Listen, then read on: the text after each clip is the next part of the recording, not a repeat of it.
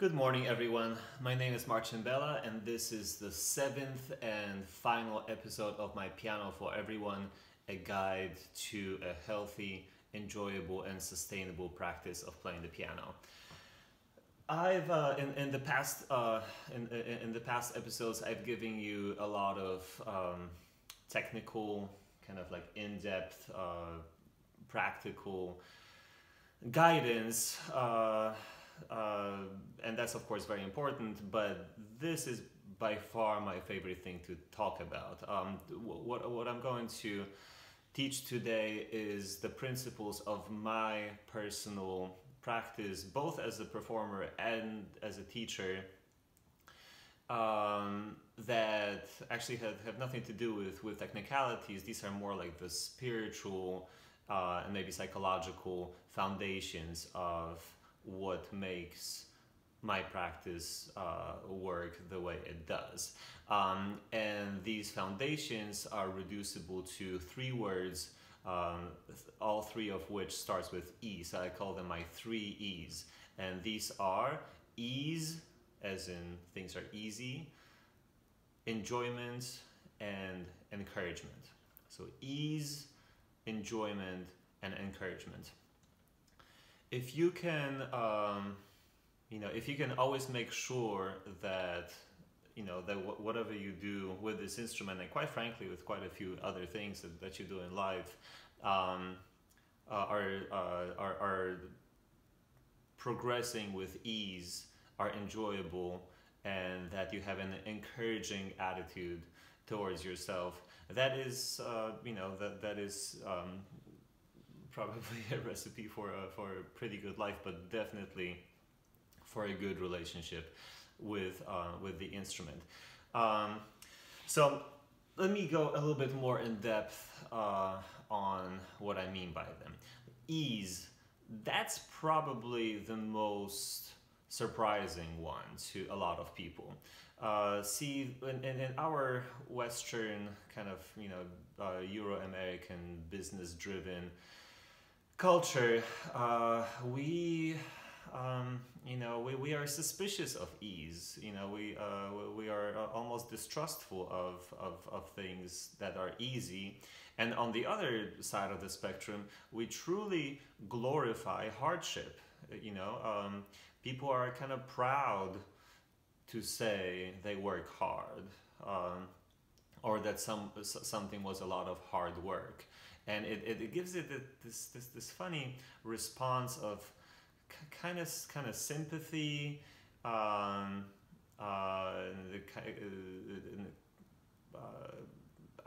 don't know what it is, but it's definitely not the best aspect of our culture. See, look at nature. Think about nature for a second. If you're watching ants carry the things to their hive, they're not working hard. They're not like agonizing, sweating. They're just doing it. And I guarantee you, if an ant is tired, it probably stops, or it needs food, it probably eats.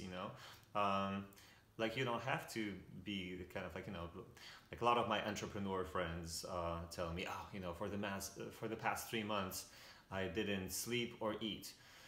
And I said, that's not good. That's, like you're subtracting bandwidth from your own work. So how do we apply this principle of ease to learning the piano? Well, every single thing I described to you, from the technical exercises, your 5-finger exercises of scales, to reading music, to writing your own stuff. At any stage of the game, things can be easy. That was sort of the whole point of chapter 1, the technique and warm-ups. I showed you ways to make sure that your body is at ease. You know, a body of the piano player needs to be truly relaxed. You know, the shoulder needs to hang. All the fingers that are not currently engaged need to rest at ease, and like really, you know, that is the only way to play the piano. Otherwise, you know, if you are engaged, if you are tense, then that's gonna build up, and it's gonna lock you up and block you from actually playing. And then, you know, there truly isn't anything hard about pressing one key, then another, checking it with the body. That's easy, you know. And then as you're ready, you can do it a little bit faster, but still making sure that it's easy. And then gradually you can reach a truly virtuosic level of playing, and it's still easy. And that is really the way to go. So now, if you are in the middle of something, if you are learning a piece of music and you find yourself you know, frustrated or fatigued or unhappy, ask yourself, am I complying with the principle of ease? Is this easy? And if not, there's usually a very simple answer to that. You're probably playing something too fast. Or maybe you're playing something that's too hard for you right now. It's probably a combination of both. Or maybe if you watched chapter 4, the learning strategies, you know, maybe you skipped a step. You know, maybe you are trying to be on the speed train, but you never finished up your finger roadmap. Like you aren't fully clear on where your fingers need to go. So check with yourself. You know, it really can, and if I may, it should be easy to play the piano at any given stage of the game.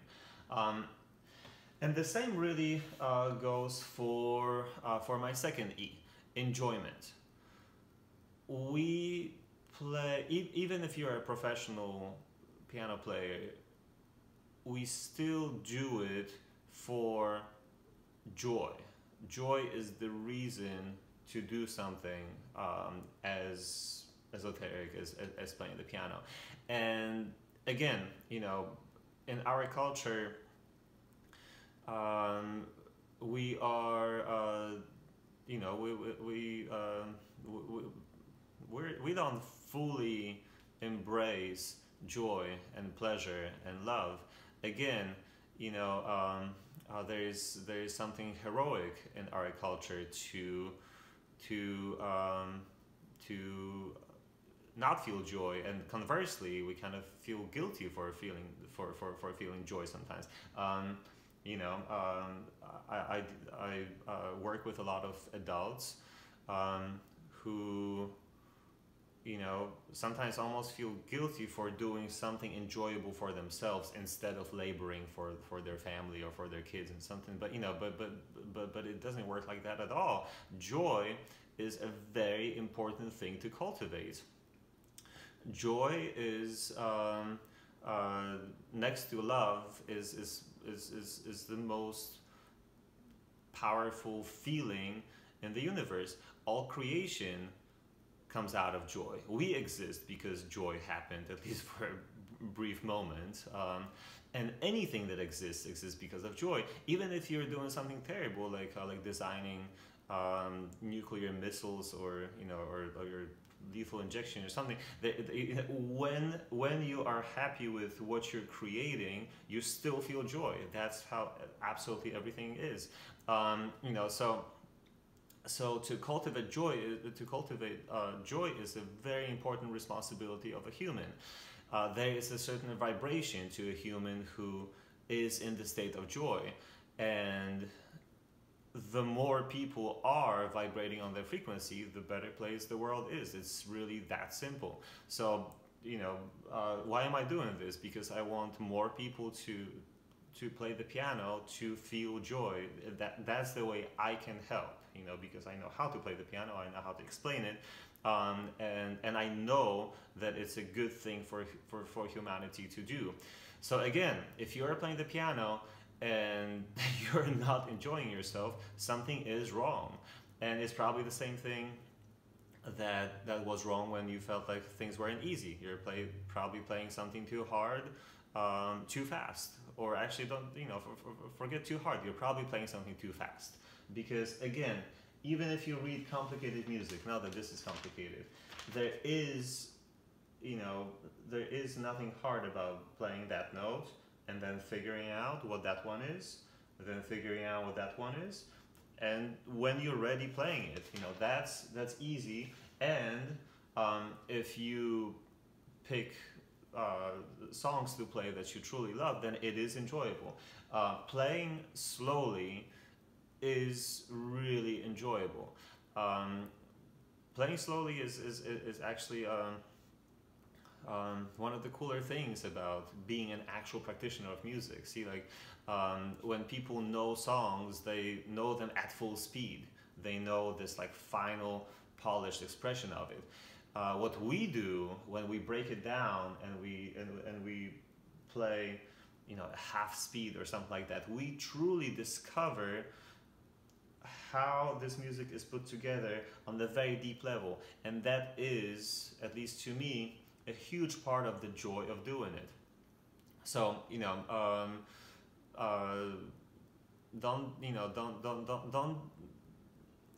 don't get stuck at this like, oh, I'm doing this boring slow playing now in order to enjoy things later. No, enjoy it now. That's the whole point of it. It's very, very important. Now, actually, with enjoyment, there could be the other side of the spectrum, right? Like you could find yourself not enjoying your practice because something is boring. Well, then maybe you're playing something too slow, or something is too easy for you right now, or maybe it's time to move on to the next part of the journey, right? Say like if you are bored at this stage, then you're obviously ready for this stage, right? And if you're bored here, well, then then maybe you're forgetting something. There's just so many things to think about when you figure out which finger goes where, right? Like it needs to be comfortable, your body needs to be relaxed. You need to kind of imagine how it would be to play something faster to see if you're designing the most efficient roadmap for your fingers. And finally, there is the last E, encouragement. Whether or not there is somebody in your life that you're calling your music teacher, the truth is that you are your own teacher right now. You're teaching yourself. You may have help. You may have help like this, watching me. Who knows? But what's really happening is that your vision, your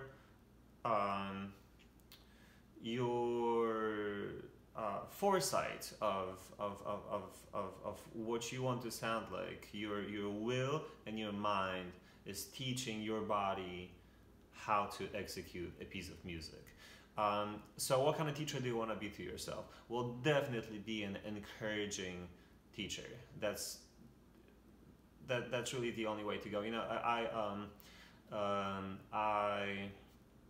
I was taught music in this very strict kind of oppressive environment of Eastern Europe in the 80s, where they actually taught out of discouragement, because the way it worked was that excellent music education was available, but only to very few. So so they would constantly like challenge us. Do you have it in you to be one of the chosen few to do this thing? But this is just simply not the way the world works anymore. Even if there is some scholarship that you want and you don't make that cut, the world of music is such a vast place, and technology is so amazing right now. You can, if you want to do music, you will find your place. That's actually the best way to go. Find this thing that works for you, and do it. Don't worry about, you know, don't worry about spots at conservatories or scholarships or you know who the record label is signing. It just really, you know, it's just really not important. So there really isn't any reason to discourage. Encourage yourself. And if you're teaching your child, or maybe if your child has a teacher, but you're sort of like, you know, this supportive parent, encourage, encourage, encourage. How exactly? Well, you know,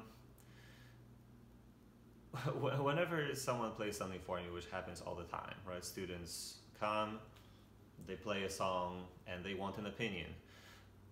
The very first word that comes out of my mouth, anytime I hear anything, is good. I just say good. And it's not that I'm lying, even if the performance had all kinds of problems, you know, there are still things that were good about it. And I list those things. And you can do it for yourself. Whenever you make a pass through your song, say to yourself 3 things that were good about it. And you know, there's simply no way that you can't find any, right? Like you can say that most of the notes you played were right. That's good. You can say that you had good posture and good relaxation. You can say that that you made progress in the energy with which you're hitting the keys.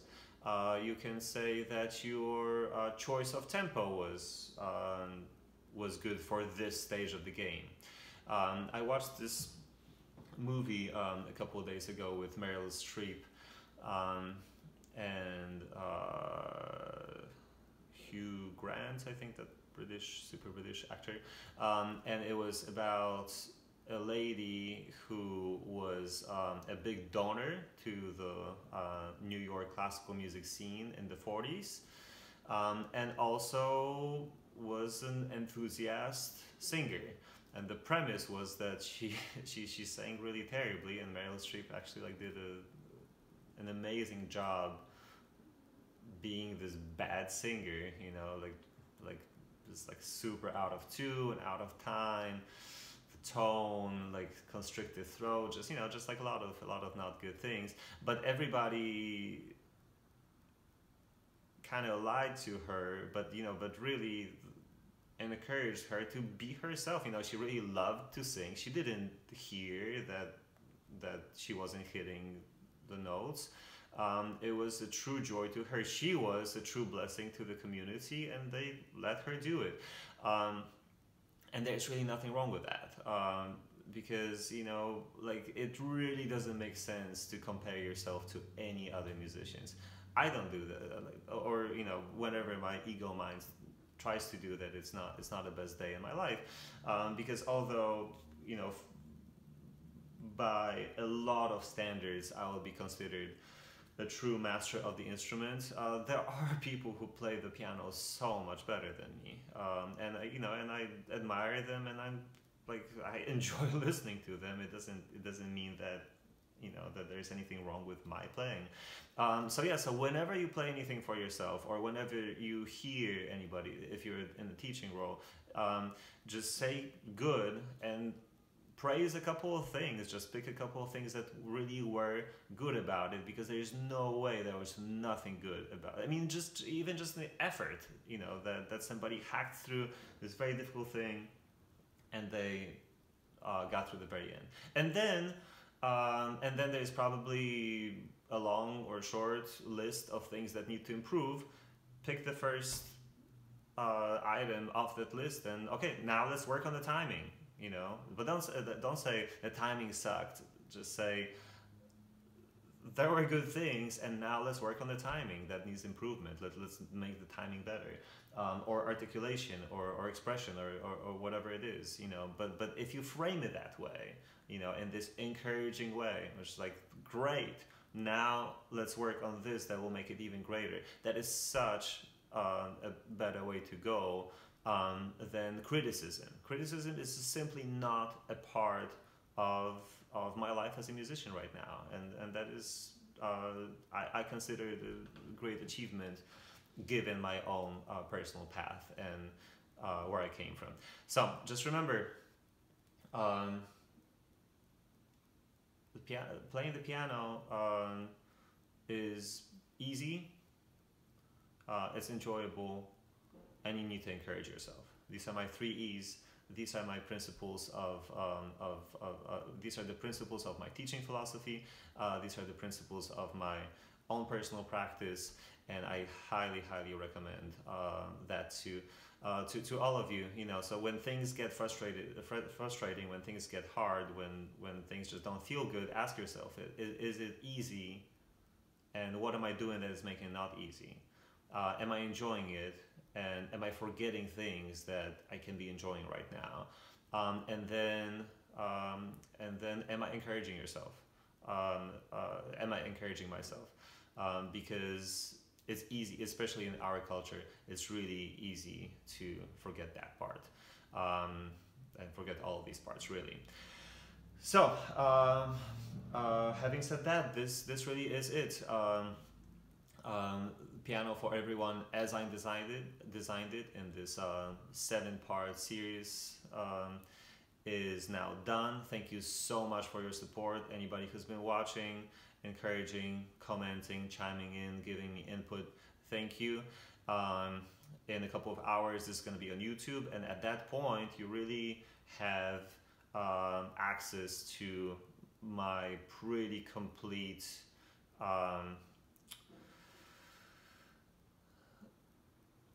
philosophy and the fundamental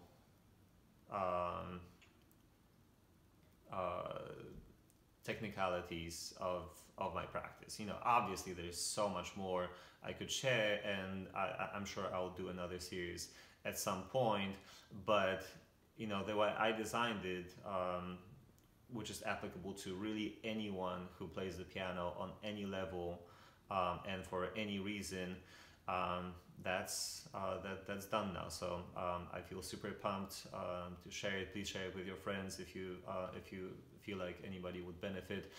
Thank you again for your support, and I'll see you here maybe with a new series. I'm toying with a couple of ideas. I'm thinking maybe GarageBand for Everyone could be the next one. But if you have input, if you have ideas on what you would like me to help with, please chime in, let me know. I'm here to help. My name is Marcin Bela, and this was Piano for Everyone. Thank you.